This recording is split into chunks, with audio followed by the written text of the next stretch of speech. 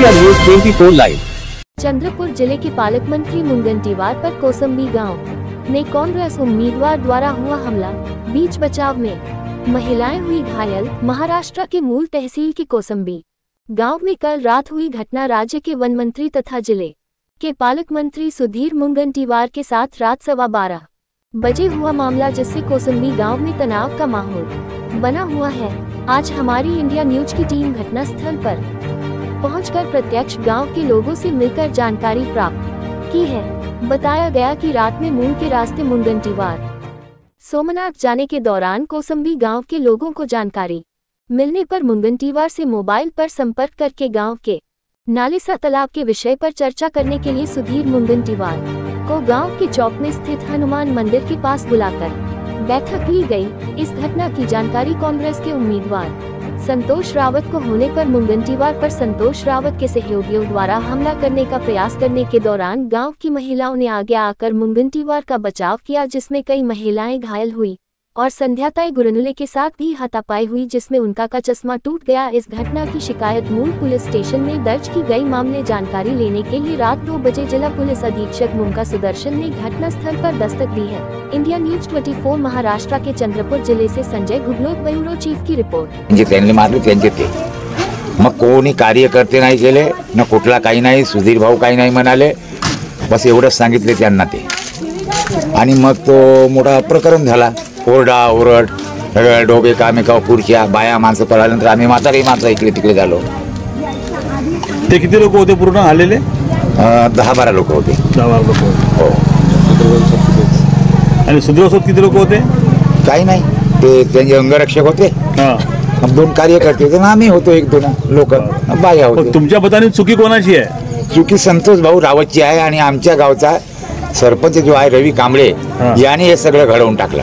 अच्छा, तुम्ही काय, तुम्ही ग्रामपंचायत काही होते याच्यापूर्वी, काय तुमचं काय पद? त्यापूर्वी मी सगळं काही होतो, सर्व काही होतो, पण या वेळेस मी काही नाही आता। हो, तुमचं काय नाव आहे आणि काय पद तुमचं होतं पहिले? मी सोमाजी शिवाजी शेंडे सरपंच होतो। कोणत्या वर्षी? 77 ते 82 पर्यंत, 95 पर्यंत। धन्यवाद। सरपंच त्या संतोष रावत आहे, अण्णा त्याचे जे कोणी साथीदार, ही भाऊने त्याला समजावून सांगितलं आहे, संतोष हे आपला 2 दिवसाचं काम आहे, त्याच्यानंतर 2 दिन की रात आहे असं हिंदीमध्ये म्हणाले त्यांना। तरी त्याला समजलं नाही, तुम्ही म्हणे कशासाठी तुम्ही सभा घेता म्हणे। भाऊनं म्हणे की मी सभा घेत नाही, लोकांच्या समक्ष विचारत आहो, समक्ष जाणीव घेतात, त्यांना नोटही करत होते ते कागदावर। पडले का त्यांच्यावर लोक? त्यांच्या लोक पडले म्हणजे तो पडला आमच्या बायावर येताना, जसा तो मागे होता ना, बाया समोर बसल्या होत्या, त्याच्यावर त्या पडल्यामुळे त्याला लावले असेल कोणी, आम्ही तर उठलोच नाही, सगळे खूप दिले का त्याला लावले असेल त्याला का? उसके बारे में थोड़ा डिटेल्स में जानकारी देतो। माझं नाव आहे माणिकचंद लहानूजी मेश्राम, राहणार कोसंबी। मी येथील शेतकरी आहे आणि आम्ही शेतकरी असल्यामुळे आमच्या काही समस्या होत्या।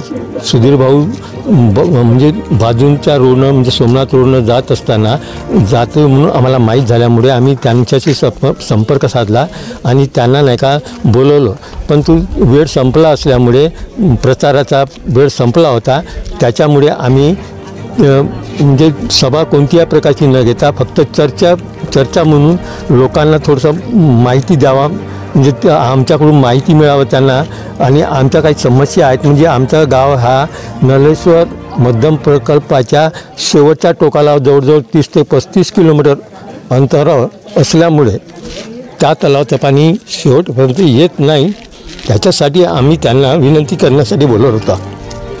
पण आमच्या इथं म्हणजे काही बाया माणसं बसली असताना, पूर्ण बाया आपली समस्या सांगत असताना, तो समस्या ऐकून झाल्यावर मी भाऊंना म्हणजे नलेश्वर तलावाच्याबद्दल माहिती सांगतो म्हणून माहिती सांगत होतो। माझ्याकडे कोणत्या प्रकारचे काही डॉक्युमेंट नव्हते, काही नव्हते, फक्त मी त्यांना आठवण राहावा म्हणून डायरीमध्ये नोंद करायला सांगितली।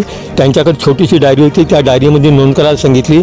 त्यांनी म्हटलं की मी जर निवडून आल्यास तुमच्या याचा विचार करेन, पण आम्हाला काही आश्वासन दिलं नाही किंवा आमचा त्यांच्याशी असा काही कोणत्याही प्रकारचा म्हणजे पैसे किंवा इतर काही वस्तू मागणे हा आमचा उद्देश नव्हता. फक्त आमच्या समस्याचाच उद्देश होता आणि त्याच्यामुळे आम्ही त्यांना सांगत असतानाच हे लोक आमच्या बाया बसल्या होत्या पुढं.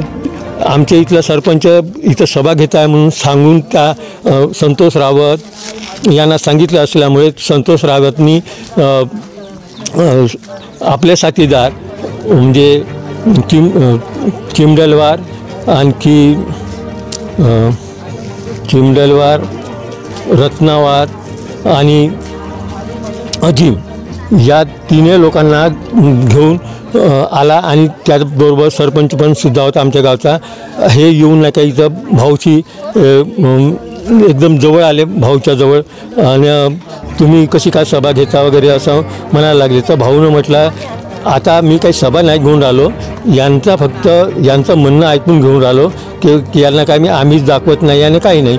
तुम्हाला जर आमच्याबद्दल काही जर तक्रार जर करायची असेल तर तुम्ही निवडणूक आयोगाला तक्रार करू शकता, पण आम्ही फक्त समस्या ऐकून निघून जाणार आहोत. मी काही जास्त वेळ थांबणार नाही आहे, मला बाहेर जायचं असल्यामुळे मी काही इथं राहत नाही म्हणून ते म्हणत असतानाच ते एकदमचे भाऊच्या जवळ आल्यामुळे त्यांचा म्हणजे ते मोबाईल घेऊन पुन्हा आपले व्हिडिओ काढायला लागले. तर मग भाऊ म्हणे हे व्हिडिओ काढण्यापेक्षा तुम्हाला जर हे करायचं असेल तर मी गेल्यावर तुम्हीसुद्धा सभा घेऊ शकता, मला काही म्हणायचं नाही आहे. तुम्हीसुद्धा जिकड तिकड सभा घेता किंवा बोलताय हिंडताय तर आम्ही काही तुम्हाला म्हणत नाही आणि तुम्हीसुद्धा आम्हाला काही म्हणू नका. जर तुम्हाला तक्रार जर करायची जर असेल तर निवडणूक आयोगाकडे करू शकता. असं झालं. त्यानंतर जे बाया बसल्या होत्या त्या बायावर तिथल्या काही लोकांनी धक्का मारला आणि त्या आपल्या चिमडलवार याला नाही का खाली पाडला. चिमडलवारला खाली पाडला तर तो येऊन बायावर पडला. बाया मग बिथरल्या, कारण बाया बिथरून त्या आम्ही कोणतेही माणसं दूर होते आणि बाया फक्त त्या जवळ होत्या. आता बाया मग नाही का त्या खुर्च्या वगैरे बसलेल्या खुर्च्या वगैरे बाया गलडून गेल्या. मग हा आम्हाला गलडवते मारते म्हणून आमची बेइज्जत करते म्हणून त्या बाया मग त्याला मारल्या आणि त्याच खुर्च्या पडलेल्या खुर्च्या घेऊन त्याला मारल्या. 2-4 खुर्च्या बी मोडून गेल्या आणि मग नंतर नाही का भाऊनं म्हणजे शांत करण्याचा प्रयत्न केला आणि ते मग तुम्ही निघून जा म्हणे, फालतू हे करण्यापेक्षा तुम्हाला जर काही तक्रार करायची असेल तर तुम्ही जाऊन निवडणूक आयोगाकडे तक्रार करू शकता. अशा प्रकारे नाही का हे कालचा घटना पूर्ण स्थळ निर्माण केला. त्याने घटना की पुलिस में शिकायत हुई है क्या? त्याच वेळेला भाऊनी इथले जे ठाणेदार होते त्यांना पहिल्यांदा बोलवलं. ठाणेदारला ते काय म्हणजे ते निघून गेले आणि मग त्याच्यानंतर भाऊनं असं म्हटलं की मी जोपर्यंत म्हणजे इथल्या बाया आहेत बसलेल्या त्यांचे बयान घ्या वगैरे असं सांगितलं आणि मग एस-पीला फोन करून एस-पीलासुद्धा बोलवलं. इथं एस-पी वगैरे येऊन नाही का सगळं शांत करण्याचा प्रयत्न केला आणि नंतर मग भाऊ पण निघून गेले. मग लोक पण आपापल्या घराला निघून गेले. 3-4 आमच्या इथल्या बायाला 3-4 बायाला असं घसाटघुसाट झालं. जास्त मार नाही लागला पण ती घसाटघुसाट झाली म्हणजे 50-60 बायापेक्षा जास्त बाया होत्या आणि त्याच्यामुळे नाही का एकामेकावर पडल्या त्या बाया. आता मग त्याच बाया नाही का उठून त्याला मारल्या. तो पडला आणि त्याच्यामुळेच ते हे मारल्या, नाही तर मारण्याचे काही प्रॉब्लेमच नव्हता. त्या बायावर नाही का तो पडल्यामुळे बायाने मग मारला वगैरे. दर्द होगा